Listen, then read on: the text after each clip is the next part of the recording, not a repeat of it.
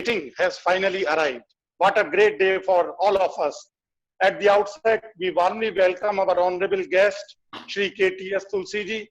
We welcome you, sir. Thank you so very much. It's a great pleasure and honor for all of us to have you here in today's webinar. Sir, you are going to talk about the very pertinent topic, jurisprudence of bail. This is a topic in which we all are deeply interested. Sir has been incredibly awesome and has given outstanding meritorious performances over the last 40 years in the field of law, especially in the field of criminal law. Sir started practicing in 1980 in the area of the criminal law, and merely after 7 years, Sir was designated as the senior advocate.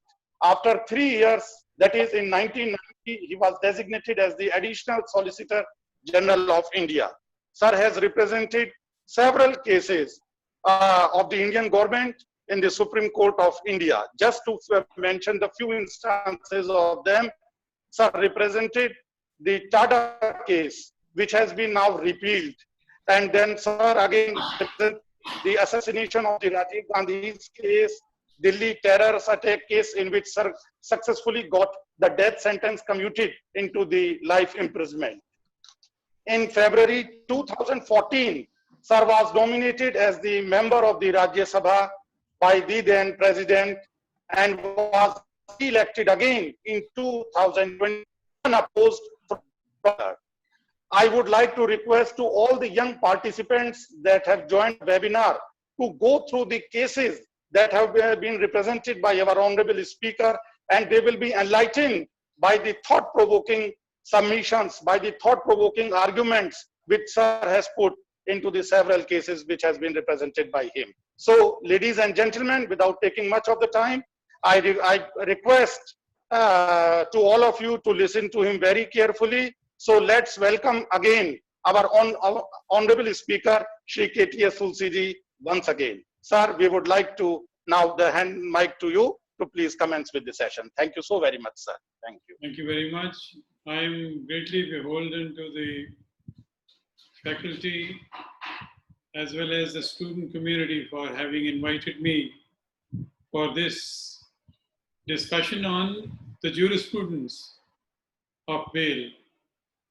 In fact, I would like to say that whether there is a jurisprudence of bail or not itself is a question, because traditionally it has been known that bail is like the chancellor's foot.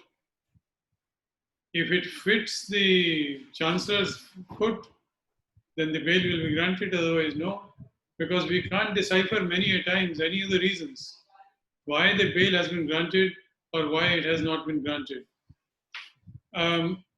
With regard to the history of bail, which is obviously different from the so-called jurisprudence. See, the bail word is derived from French verb bailer, B-A-I-L-L-I-E-R, bailer, which means to give or to deliver. And it's also from the Latin language, the earliest we find is that bajulaire means bear a burden. The surety is supposed to bear a burden, and the surety is supposed to be responsible for producing the person whenever he is so required. And it's the bailer who is saying to the court, trust me, I take the responsibility of producing this person whenever you direct. And also he is then required to deposit a certain amount, that if he fails, then that will be forfeited. That used to be the rudimentary way of the 399 BC. This practice evolved over the decades, over the centuries, and the earliest of the bail applications that we can come across is traced back to 399 BC when Plato tried to create a bond for the release of Socrates. So that's the first recorded case of bail. Well, bail literally means procurement or procurement of release. For being able to secure the release. And the bailer comes to the court and he says that this man will take the trial as when, and while he's waiting for the trial or the appeal, I would like to have his custody so that I will make sure that he is produced when required. This could be the bail bond which is set is then determined by the court. The court decides bail bond many a times. It is so because of the poverty of a person.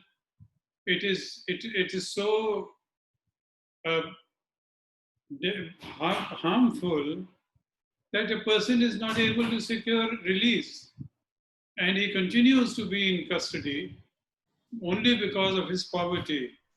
So, according to, we are still on definition of bail, and according to Black's dictionary, procuring the release of a person, Black dictionary says that bail is defined as procuring the release of a person from legal custody by undertaking that he shall appear at the place designated and submit to the jurisdiction of the court. Can we ask them to?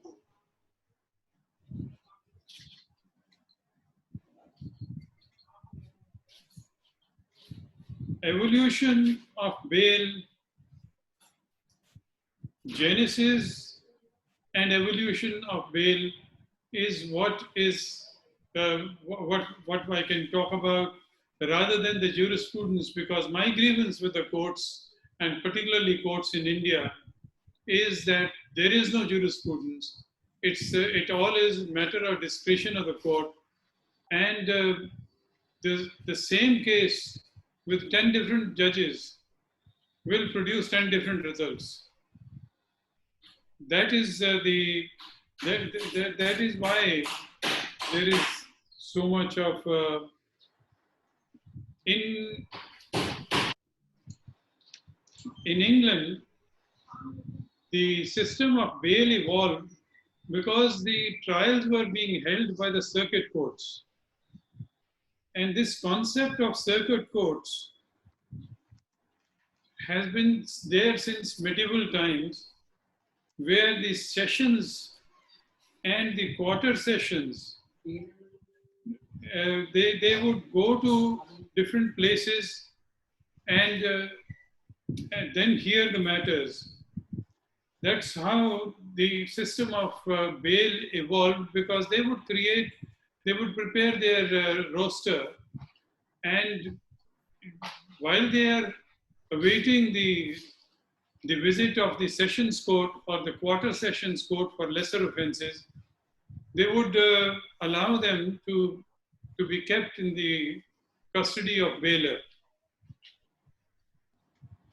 But many a times, it was found that the prisons in England were extremely unhygienic, and the people, the prisoners or the accused, had to be kept in extremely unhygienic and inhuman conditions. That resulted in diseases, and therefore they thought that it is much better to bail them, to hand them over to a bailer instead of, and if the bailer was not able to, then there would be forfeiture of the bail amount that he has deposited with the court. Well, there is the Anglo-Saxon kings, 673 BC. The Statute of Westminster is of 1275 BC, 1275 AD, and 1791 is the American Constitution, which borrowed this system of bail from England. And but while in England it was not statutorily recognized, but in America, the American Constitution provided for the system of bail by 8th Amendment of the US Constitution. For the relationship between money and ability to stay on bail is since times immemorial. I once went to Tihar jail along with the former Prime Minister, Mr. V.P. Singh, and we went all over, and parliamentary committees we have gone and met the prisoners. But what we have seen is that 90% of the prisoners are extremely poor. Prisoners means convicts. They are extremely poor. And that's why they're there. Many of them have already obtained bail, but they can't pay the amount. Even 1,000 rupees is something which not everybody can give. And the courts, that means, are dispensing justice only to the rich and denying justice to the poor. And if that were to be the law, it would only, the words of Gandhiji will ring true, that there is no bigger crime than poverty. And poverty is not something of your own making. And therefore, this system works in a very unjust manner. With the Statute of Westminster in 1275 was limited to the discretion of the sheriff with regard to bail. And it said that whether it is bailable or not will be decided by sheriff. 17th century King Charles I ordered noblemen to issue loans for the purpose of grant of bail to the poor people. And then from that only emerged the right of habeas corpus.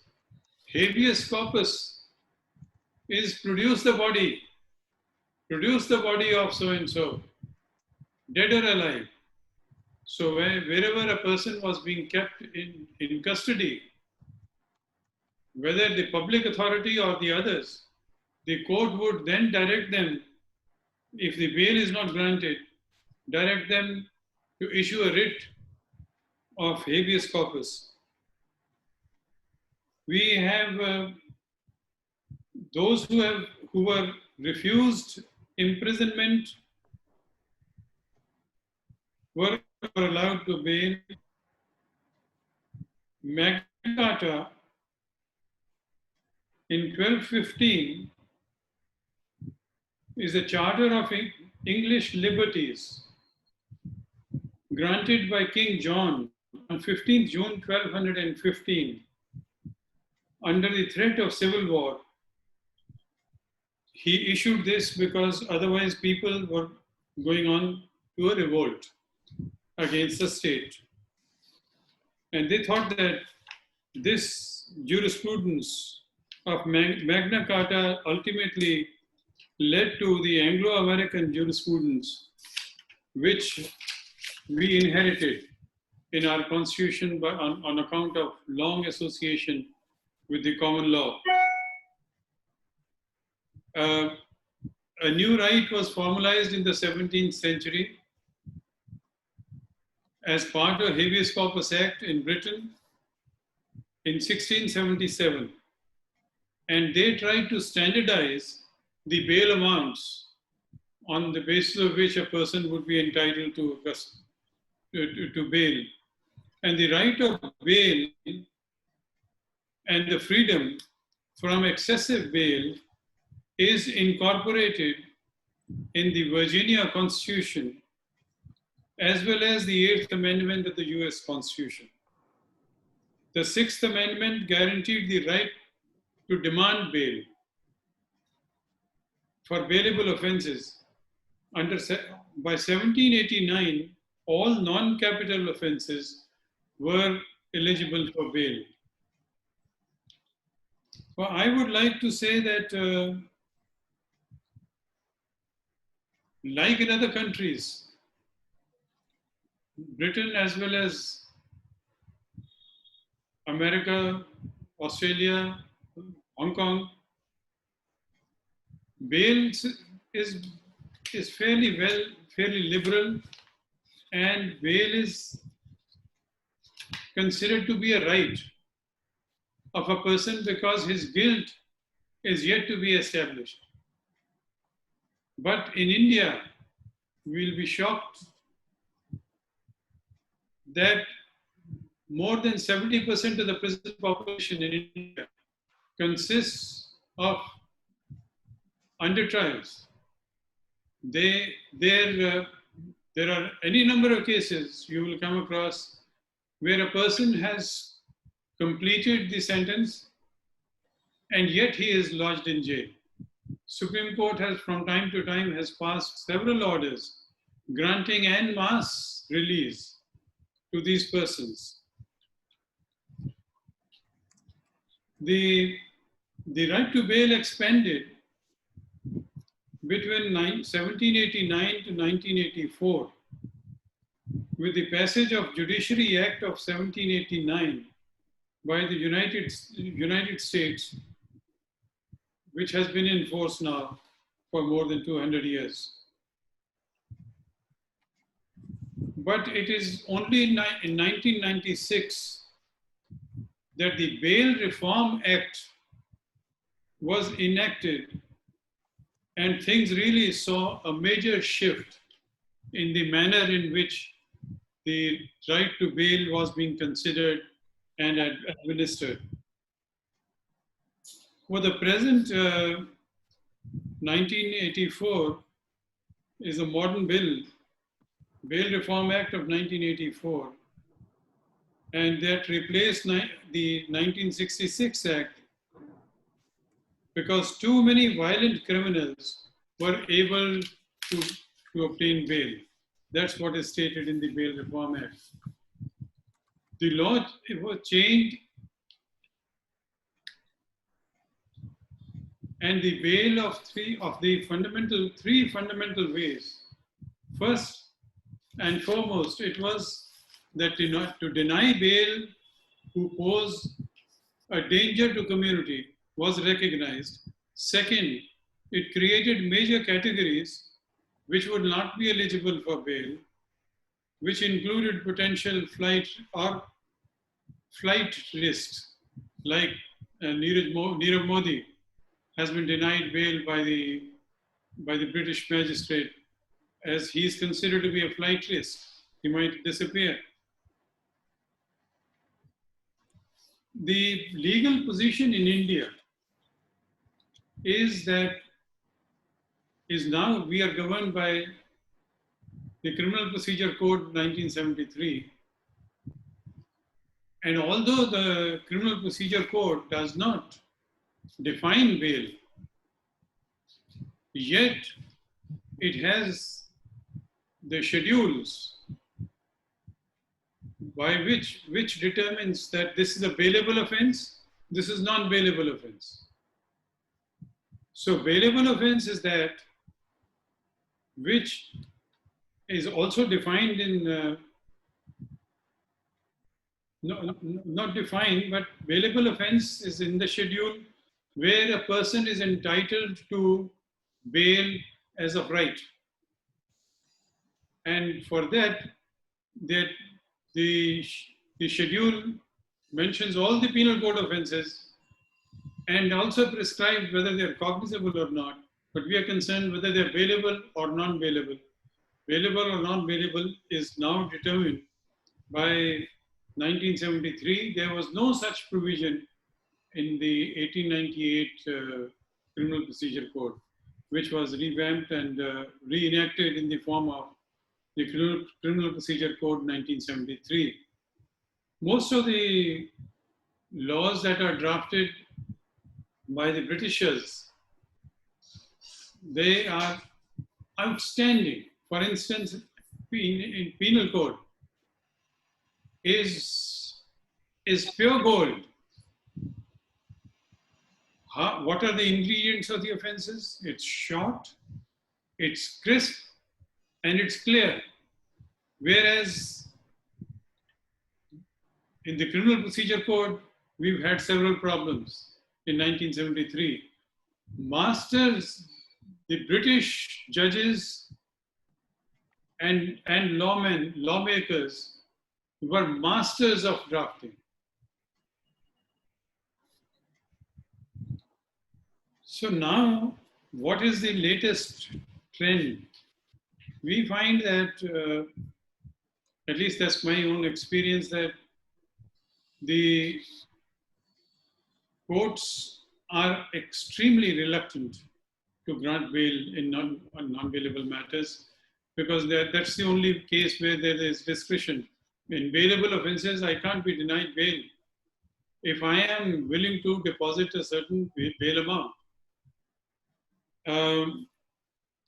This system is not satisfactory because it lacks the concern, the constitutional concern for the liberty of a citizen. A person who's not been determined to be guilty can't be denied bail. Either we streamline our criminal justice system, whereby the trial is over in 3 months. But if the trial is going to go on for 30 years and we are not going to grant bail, it's going to be extremely iniquitous. The important cases which I have mentioned in my one estate of Rajasthan versus Balchand, where Justice Krishna Iyer, most of the cases are of that era. That basic rule may perhaps be tersely put as bail, not bail. These are the famous words of Justice Krishna Iyer.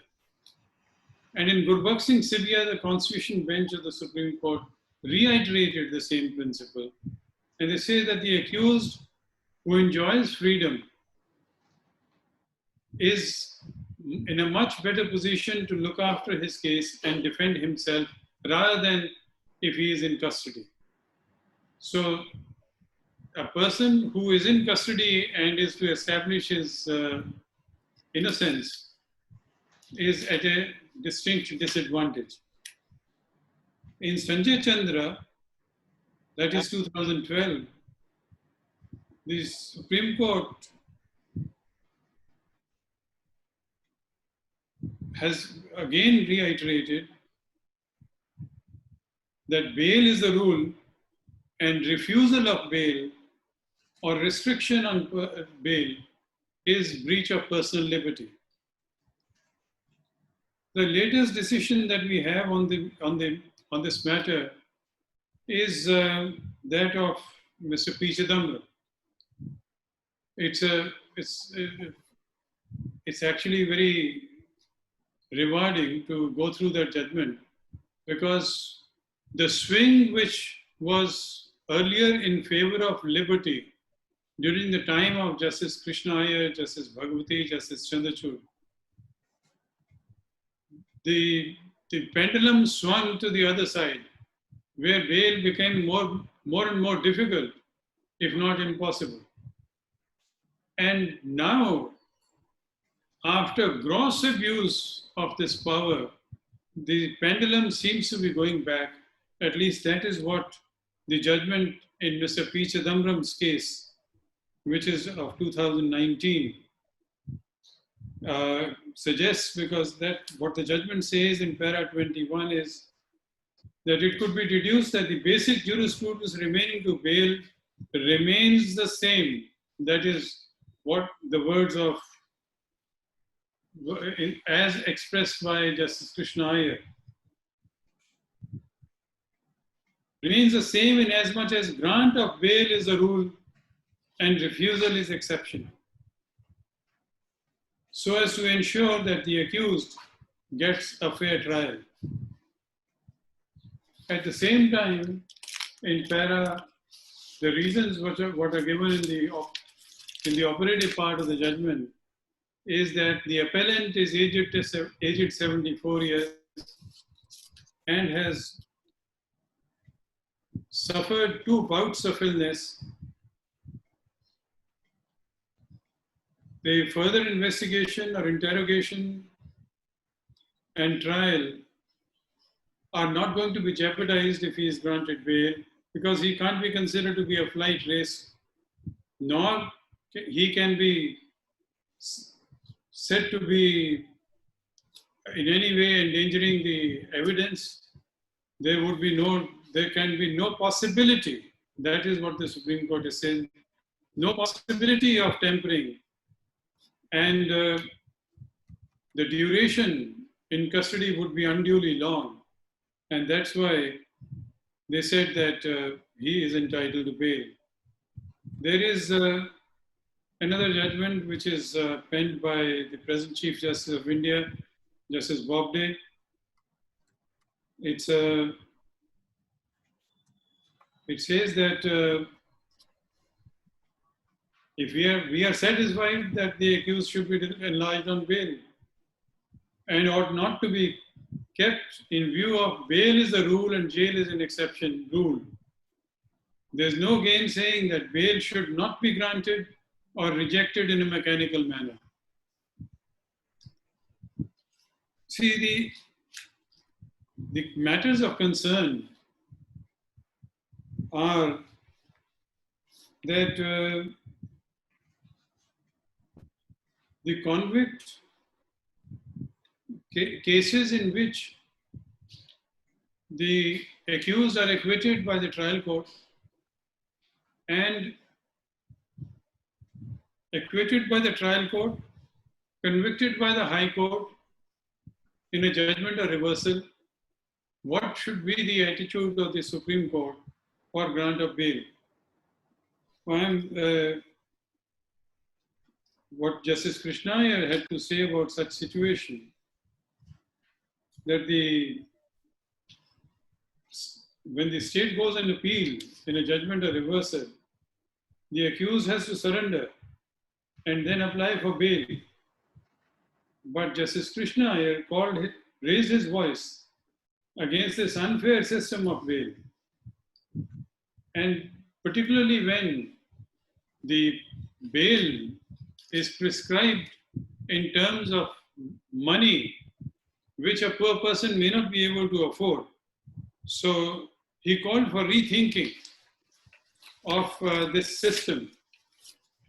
In Motiram's case, Justice Krishna Iyer and Justice Untwalia, the accused, who was a poor mason, was convicted by a sketchy order. The magistrate granted him bail, but granted him bail during trial, during appeal, only if he deposits a surety amount of 10,000 rupees. Now, he could not afford it, and therefore he remained in prison. Justice Nayak condemned the act of the Chief Magistrate and said that the judges should be more inclined towards bail than jail. In Menaka Gandhi, the Supreme Court talks about the unfair system of bail and that there is no definition. Again, Justice Krishna Iyer and Justice Bhagwati both spoke about, this is a bench of 5 honorable judges, Menaka Gandhi, that unfair and discriminatory bail system is a very unfortunate reality of Indian criminal justice system. The types of offenses for which bail can be granted are mentioned in the first schedule, where the bailable offenses are those where it is so recorded in the first schedule that it will be bailable, that if the accused is then willing to apply for bail and satisfy the monetary requirement of bail, then only it becomes a matter of right. Non-bailable offenses are the ones which are not bailable. All other, but in the court in their discretion can grant bail. It is not a bail which is a matter of right. Now, the cases in which bail is mandatory are mentioned in section 436 CRPC. And one of the other categories which was created by way of an amendment of CRPC is section 167.2. 167.2 proviso lays down that if a person has been in custody for 60 days for cases punishable with less than 7 years and 90 days where the person is, where the offense is punishable more than, punishable with a greater imprisonment than 7 years. 7 years or more. So if 7 years or more, in those cases, on the expiry of the period of 60 days or 90 days, in Lakshmi Brahman, the Supreme Court carves out a huge exception, and that is what has enlivened up the debate on bail. That they said that no discretion is vested in the court for grant of bail under 167.2 proviso. The accused is entitled to bail, and the bail will fall like a hammer. The court is not to go into the circumstances, not to go into the evidence, not to go into what offense is punishable with how much, but for under 167, if the investigation is not completed and the person is in custody, he will be granted bail. The order of bail will fall like a hammer. And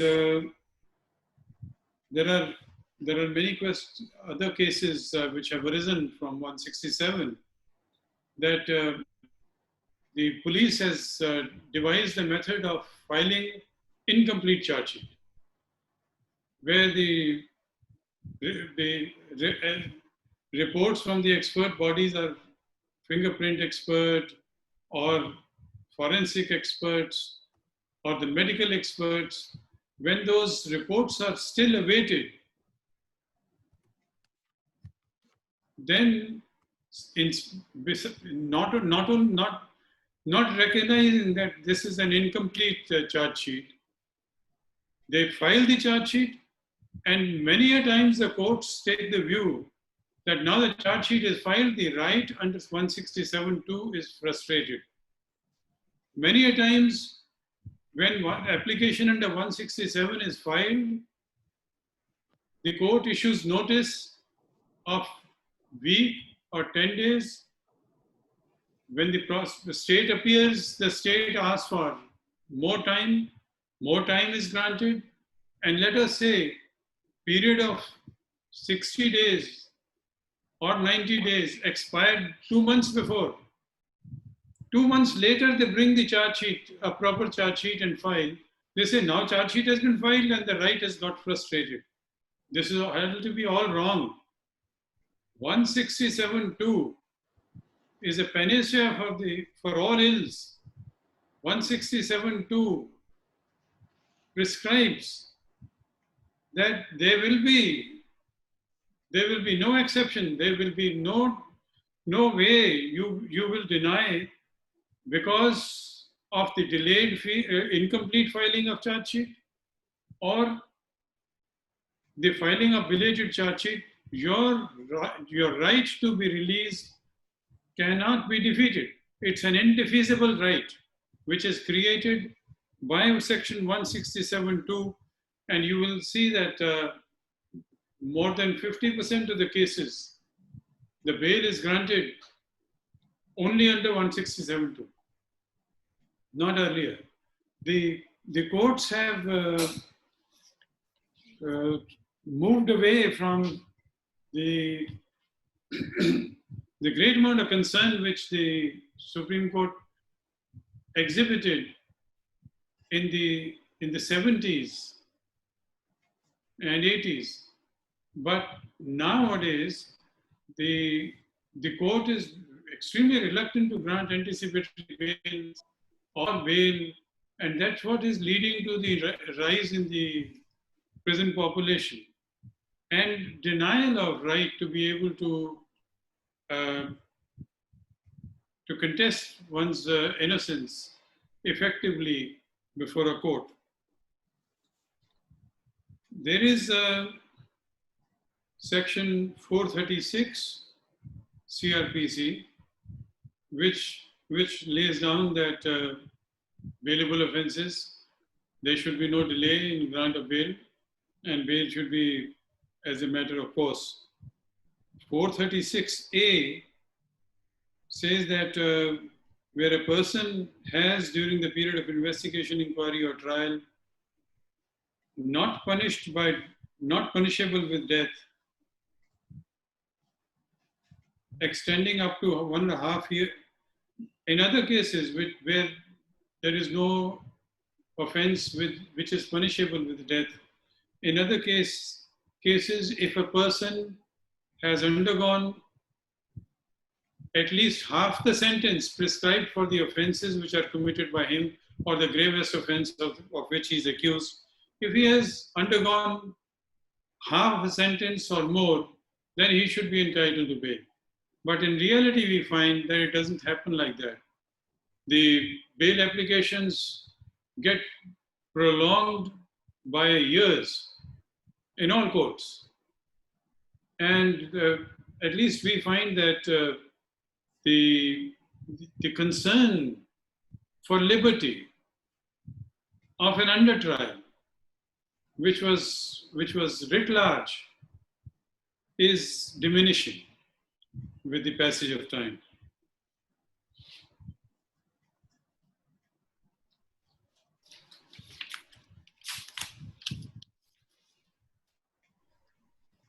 (167) order is also known as default bail, and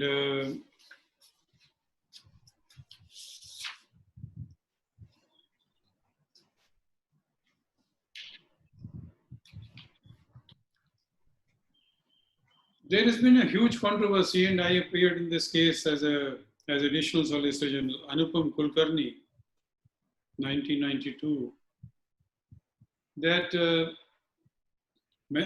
let us say that I am arrested on the 1st of January. On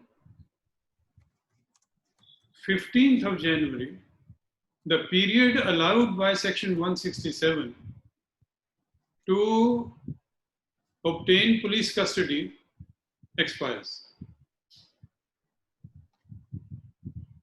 After that, can the investigating agency ask for the custody of the accused? I was appearing for the CBI, and my argument was that yes, it should be possible for me to get custody, not in the first 15 days. I'm not ready because there are certain documents which I have to confront. There are certain witnesses I have to confront. And if those are available only after 1 month, then why should I be denied the right of getting police custody remand even after 1 month? the maximum period fixed by Section 167 for police custody remand is 15 days. But then after 15 days of police custody remand, you have to send him back to judicial custody. But if I have not exhausted my 15 days, at least 15 days of police custody remand, in the very first period, I should not be prevented or disabled from being able to apply for police custody remand later.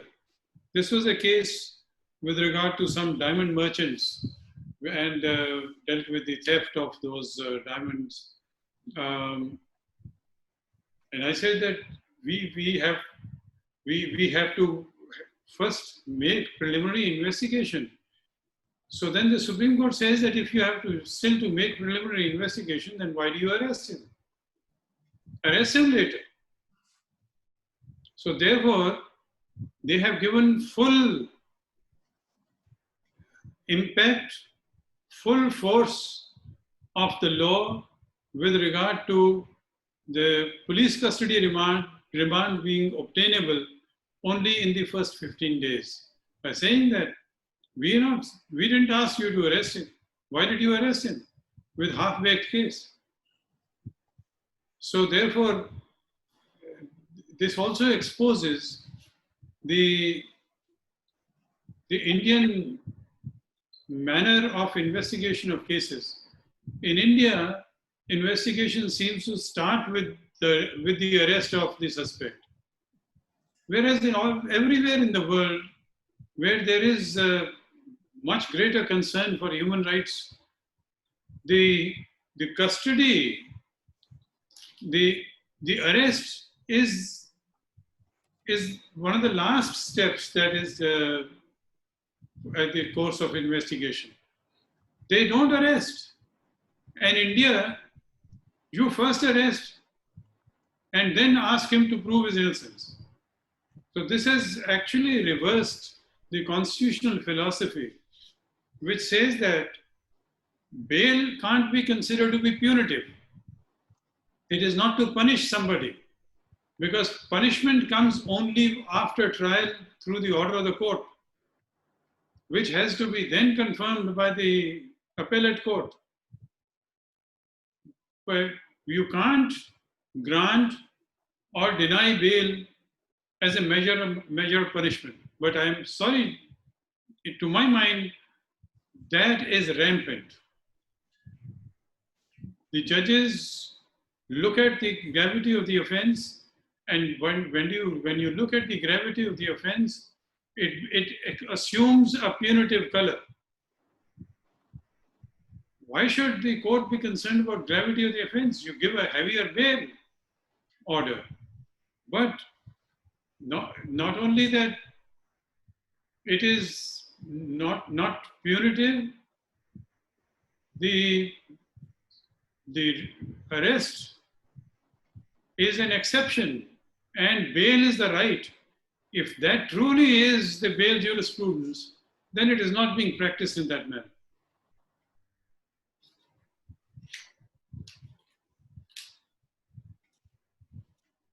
There are various other cases on 167 too. 167. Another very live controversy has arisen in the last 50, 60 years, that under 167, it is the station house officer who applies for police custody, remand, or any remand, police remand or judicial remand, but the request is made under the statute, required to be made by the station house officer, the SHO, or the police station. Question is, the legislature has created many other forums of investigation. The investigation under the Customs Act, those are also penal offenses. Investigation under the Excise and Taxation Act, investigation on various other new laws that have been brought in. TADA was another law, but the question is very simple. That on the one hand, the Constitution says you are presumed as innocent. On the other hand, and nobody can compel me to make a statement. Under the Constitution, Article 20, no person accused of an offense shall be compelled to be a witness against himself. But in all these statutes, Customs Act, Excise Act, there are Essential Commodities Acts, there are more than 50 such statutes in which the statement made by the accused to the investigating agency is considered to be admissible. It's provided in those special statutes. If that is admissible, it is on the ground that these are not being investigated by the police. But then we raise the argument, if he is not a police officer, how does he ask for remand under 167? He should follow the complaint procedure. And how can this statement be taken note of, the confession or a statement made to the investigating officer? They say that no, these statutes may be dealing with penal offenses and may be prescribing a different procedure. But the question is, what happens to my right under Section 25? 25 of the Evidence Act, a statement made by me as a person in the custody of the police against him is inadmissible. Now, you give this police a different name, a taxation officer, and the statement becomes admissible. How do we harmonize the law? In the same, for the purpose of 167, the taxation officer is a police officer because he can apply for remand. They don't insist on complaint procedure. Complaint procedure has not been prescribed under that special statute, and therefore it overrides. But Article 20 can't be overridden. Article 20 says that no person shall be compelled to be a witness against himself. Now the Supreme Court has sought to resolve it, but with lesser concern to the liberty and the right of fair trial of a poor accused. The court seems to have moved away from being extremely zealous in guarding the rights of this accused. So they say that no, the protection given by Section 25 of the Evidence Act and also read with Article 20 of the Constitution, that protection for the purpose of remand, the taxation officer is or the customs officer or the central excise officer, they are entitled to ask for remand. They are deemed to be police officers. So then we say, if they are deemed to be police officers, how is my statement admissible before these people? I am sure that the last word has not been said on this. There will be judges whose predilection may be like that of Justice Krishna Iyer, Justice Bhagwati, Justice Chandrachud. And in that case, there will be a major shift. we notice that in Matre's case, Justice Bhandari has elaborately dealt with the Bail Reform Act in America. And he has said that 80% of arrests are unnecessary. Why do we mechanically arrest people? Why do we deprive them of their livelihood? Why do we deprive the family of their livelihood if the accused is the only person who is earning? So therefore, the humane jurisprudence is yet to take roots. There have been some shoots here and there, but not what we could call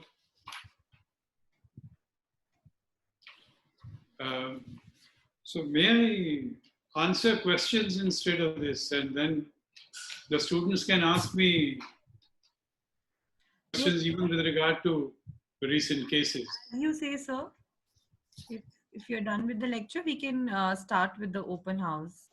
Okay. Queries and questions. We've already got a lot of questions. So, sir, we have one question. May I answer the questions of teachers at least? Yes, sir. Yes, sure, sir. So, I have one question that, sir, do you think there should be an amendment in section 50 of, am I audible? Yeah, PMLA. Yeah. PMLA. Yeah.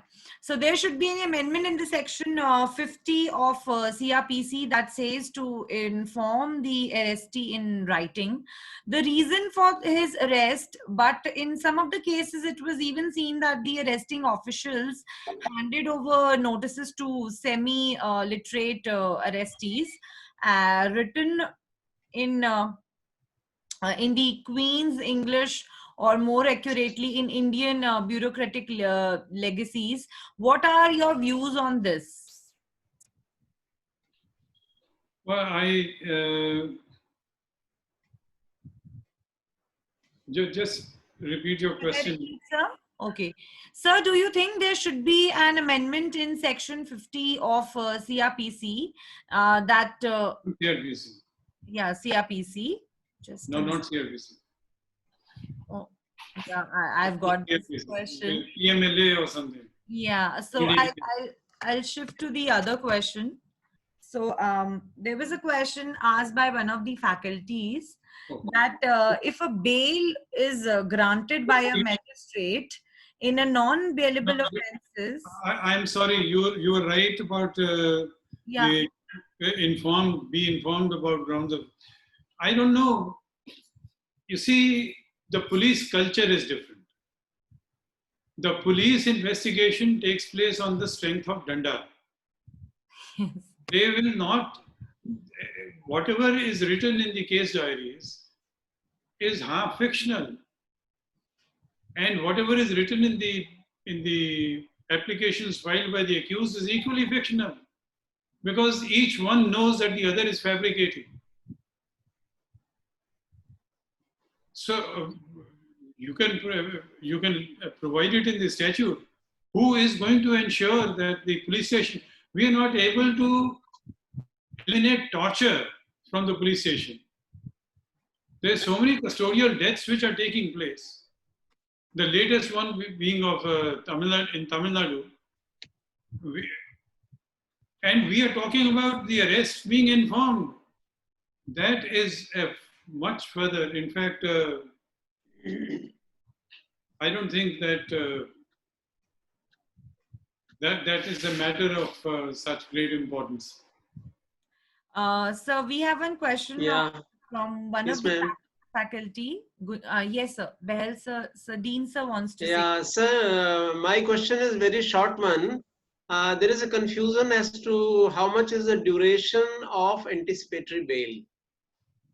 There is no confusion. Now there is no confusion.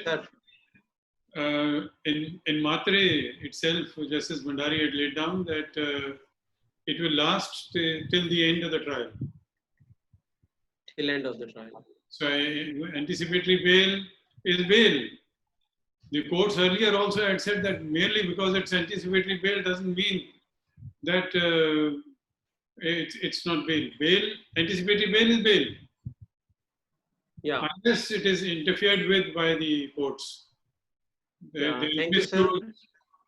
Unless there is some And sir, another query is that we have section 437 clause 5, where a magistrate can cancel bail in non-bailable offences. But there is no parallel provision in 436. The same magistrate cannot cancel bail in even lesser grievous offences like bailable one. Yes, I think there is a dichotomy, and the law needs to be clarified on that. Yeah. Sir, hello. Ji. Sir, there is one more query.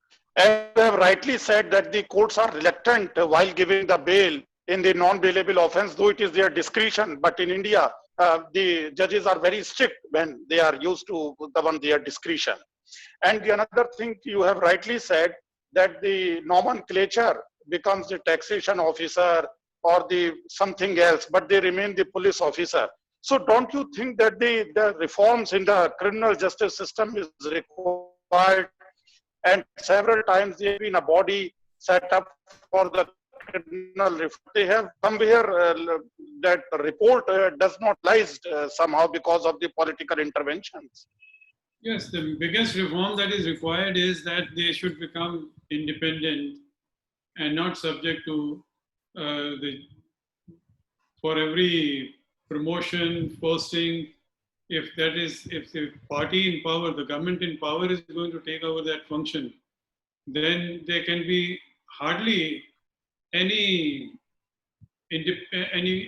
fair investigation. There are cases where of political nature where 400 FIRs are filed overnight, and the common man can't get the FIR registered. So I think that what is needed is the government to take into account the recommendations of the Supreme Court in Prakash Singh's case and implement them in letter and spirit. They don't want to, the government should not think about the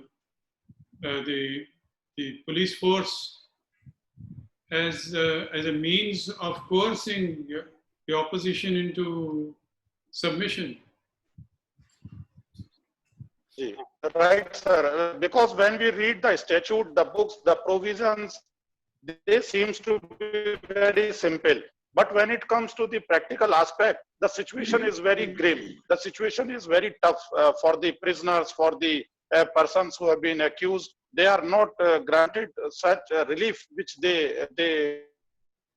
I would request you all to take these students to the court of the remand magistrate and just sit there.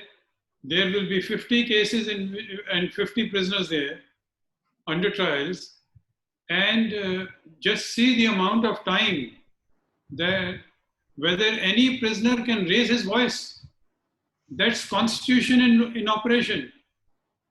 The 24 hours provision is contained in the Constitution of India, and that is how they are being produced.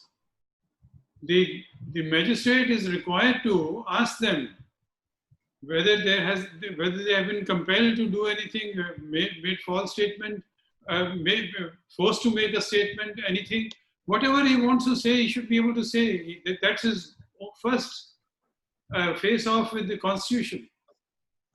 And if the magistrate doesn't have the time, and if then you'll discover the reality. So what needs to be taught in the law colleges is not only the law, the text, but also its working. Very true, sir. That will be complied with the various batches of the students. Thank you so very much, sir. Thank you. Thank you. Thank you, sir.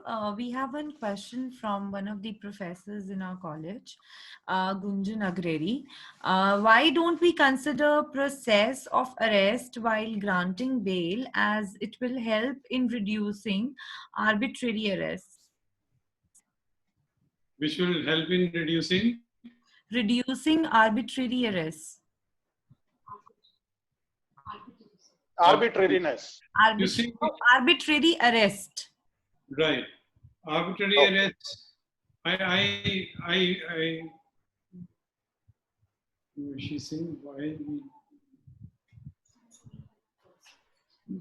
You may repeat the question, Abjot. Repeat the question. So why don't we consider process of arrest while granting bail, as it will help in reducing arbitrary arrest? see, it seems to me, I may be wrong. It seems to me that we are very frustrated lot. Criminal lawyers, criminal law judges, because the conviction rate refuses to move up. They realize that he may well be guilty, and he may well again perpetrate some more crimes. And that's why somehow or the other, the courts are reluctant to grant bail in matters which are non-bailable. But that's the entire scheme. Non-bailable are also entitled to bail, subject to the discretion of the court. And the court feels that once we grant bail, the trial is going to get delayed. This fellow may jump bail, and therefore we err on the side of caution rather than freedom.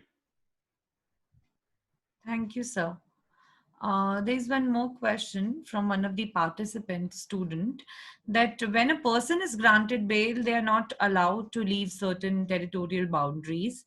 Isn't it violation of freedom of travel? That is the fundamental right. No, freedom of travel is there. Freedom of the entire freedom to live as a free citizen is there. But arrest means that your liberty is curtailed. It doesn't mean that other rights are not there. So, if a person, if the accused is debarred from going into the area where the witnesses reside, it is to ensure that he will not be able to terrorize the witnesses. So that's limited. Instead of curtailing his liberty completely, the liberty is curtailed partially. And I think in most countries now, we have the system of anklets. The under trial prisoners wear anklet, and they can be traced, their whereabouts can be traced. It can't be removed unless the head is cut off. And even that, I think, is... So I think it's not there in India, I suppose. It's not applicable in India right now. Well, it should be applicable. Yeah, it should. I think that can be a measure which can be, implemented. Otherwise, why should you and I be feeding all the criminals sitting in jail? True. Absolutely, I agree, sir, with you. So we're going to take last two more questions. One question is from the participant, that what measures, according to you, can be taken to eradicate custodial deaths in India? Custodial death, there should be a separate investigating wing of the country, custodial deaths. And what do you do in a system where the politics determines as to whether the person deserves to die or not? A murder is a murder. It can never be justified. So it all boils down to will the police, if the custodial death is going to be investigated by the same police, you can never expect a fair investigation, because they will not put the blame on the door of their colleagues in the same police station or in another police station or the police of the same state. So we need to have a system of special counsel which are not under the jurisdiction of the government, for them to glide the case through and ensure that there is fair investigation, ensure that there is a fair trial. Absolutely, sir. We're taking up the last question, that is by one of the participants. Sir, you said in lecture that bail money is forfeited when accused does not appear in court. Does that mean bail money is refundable? And if it is, then in which circumstances is the bail refundable?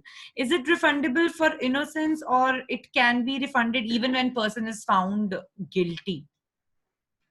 No. It is refundable in the sense that if the final judgment of acquittal has come, the bailee will go and say that return my money. So that is the stage at which it is, or the bailee can himself go that now I am not able to look after him. He doesn't listen to me, and I want to withdraw as a bailee and let him produce another bail. Okay. Thank you, sir. I hope all the queries, I've taken a lot of queries, and Navjot, I have a question. yes, sir. Sir, this question is not related with the theme of this webinar, but I'm expecting an answer from you, because you are not only an advocate, but also part of the lawmaking process of this country, being a member of the Rajya Sabha. I'm sorry, what's the question? Sir, not related with the theme of this webinar, but since you are not only an advocate, but also part of the lawmaking process of this country, being member of the Rajya Sabha. So my question is, sir, what can be done so that the image of Indian judiciary in terms of slow justice can be improved? I was in the bar room as a young lawyer when this debate was taken up by the Bar Association of the Punjab and Haryana High Court in Chandigarh. And there one of the lawyers was an MLA. He came to the mic and said, I have a solution. I have a solution to long pendency and delay. So everybody thought, what's the solution? He took the matchbox from his pocket and he says, let's burn them. Why do we not let the cases die? If 30 years later the court is going to decide, then there are other cases which are pending. There should be a time limit. Judiciary also should be subjected to a time limit. And if the trial is not finished in 5 years, it will await. They should know the consequences. If the whatever may be the process in the Supreme Court can't sleep over matters. Cases have to be decided. So I really think that we should get rid of stale and defunct matters and spend quality time on what is happening now. Absolutely, sir. So with the approval of the authorities, can we move towards the end of the session? Yes, please. Yes, please. Yes.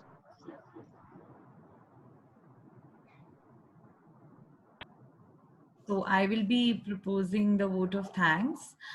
Firstly, I would like to propose hearty vote of thanks to the distinguished speaker, Shri K.T.S. Tulsi sir. Thank you for sparing time out of your busy schedule and delivering a very productive and knowledgeable address. We are really enlightened with your knowledge and presence, sir. I would also like to express my profound gratitude to our director, Dean, and Head of Academics, DME Law School, for their moral support and constant guidance. I'm happy to express my vote of thanks to my right hand, Betria Lahiri, for the smooth conduct of the webinar. I mention my deepest sense of appreciation and would place on record my hearty thanks to all the student volunteers, Saurabh, Surbhi, Pragati, Smriti, and Pulkit. And finally, most important, I would like to thank the wonderful audience who have actively participated in the webinar and made it a grand success. Also, I would like to thank Mr. Kush Kalra, who helped us in conducting this webinar. With these warm words and a kind message, we move to the end of today's webinar. Thank you, everybody. Thank you so much. I would request the participants to please stay so that we can get the attendance and feedback form filled. And that's all. Thank you. Thank you. Thank you, Thank sir. you. Thank you, sir. Thank you so very much.